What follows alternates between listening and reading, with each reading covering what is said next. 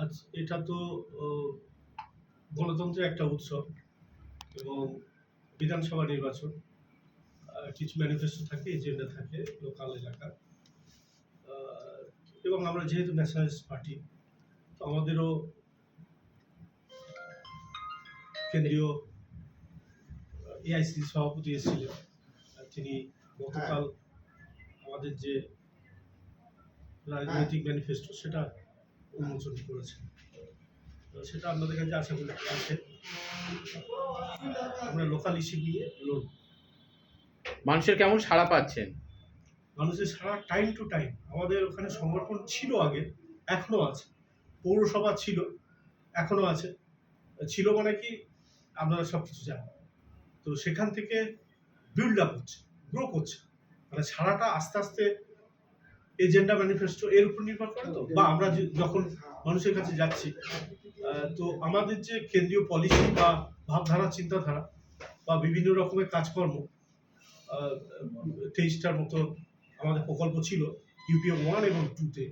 তো সেগুলো মানুষের কাছে বলতে থাকলে তারা সাড়া দিচ্ছে, এবং এগুলো নামে বেনামে এই প্রকল্পগুলো বর্তমান সেন্ট্রাল গভর্নমেন্ট এবং স্টেট গভর্নমেন্ট তারা চালাচ্ছে। মূল প্রতিপক্ষ কাকে মনে করছেন এখনো পর্যন্ত? Ruling party. কোন ইস্যুটাকে মানুষের সামনে তুলে ধরার চেষ্টা করছেন, যেটা দেখে মানুষ আগামী দিনে আপনাদেরকে ভোট দেবে? ভোটাধিকার মানুষের প্রয়োগ করতে হবে গণতান্ত্রিক পদ্ধতিতে, এবং যেটা ইলেকশন কমিশনের কোড অ্যান্ড কন্ডাক্ট সেটা প্রপারলি অ্যাপ্লাই হোক, এটা হচ্ছে ব্যাপার। আপনি তো বাড়ি বাড়ি প্রচারে যাচ্ছেন, সাধারণ বার্তা দিচ্ছেন। বাড়ি বাড়ি প্রচারে গিয়ে তারা তাদের কথা বলছেন, আর কি তারা তাদের কথা বলছেন যে মানে যে হিংসাত্মক এবং ধ্বংসাত্মক চিন্তা ভাবনা সেটা যেন না হয়, মানে ল অ্যান্ড অর্ডারটা যেন বর্তমান থাকে, এটা হচ্ছে ব্যাপার। ইতিপূর্বে নির্বাচনকে ঘিরে জয়নগরে একটা বেশ কিছুটা সন্ত্রাস দেখতে পাওয়া গিয়েছিল, তো সেই জায়গা থেকে এবারে কি মনে করছেন, সেই ভোটটা কতটা সহজ হবে? বা আমরা ন্যাশনালিস্ট পার্টি, আমরা চাই যে সেন্ট্রাল গভর্নমেন্ট এবং স্টেট গভর্নমেন্টের দায়িত্বটা পুরো নিই ইলেকশন কমিশনের মাধ্যমে, লয়ার অ্যাডমিনিস্ট্রেশনের মাধ্যমে। এটা তো আর আমাদের পার্টিগতভাবে কিছু করতে পারবো না, এটা হচ্ছে মেন ব্যাপার।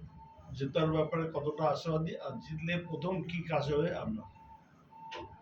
জেতার ব্যাপারে বলতে, আমরা ন্যাশনাল জাতীয় কংগ্রেস, তো আমরা আমাদের আশাবাদী অবশ্যই, কারণ প্রত্যেকটা পার্টি আসেন এখানে জেতার জন্য আসে। আর কাজটা হবে যে আমাদের যে শিক্ষা, স্বাস্থ্য এবং কর্মসংস্থান, এইটা হচ্ছে মেন। লোকাল ইস্যু তার মধ্যে আছে, যেমন ক্ষুদ্র কুটির শিল্প।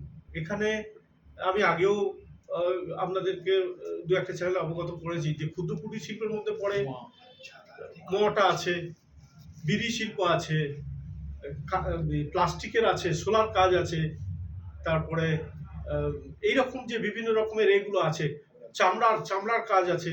এইগুলো উপরে বেশি জোর দেওয়ার চেষ্টা করব। ঠিক আছে, থ্যাংক ইউ।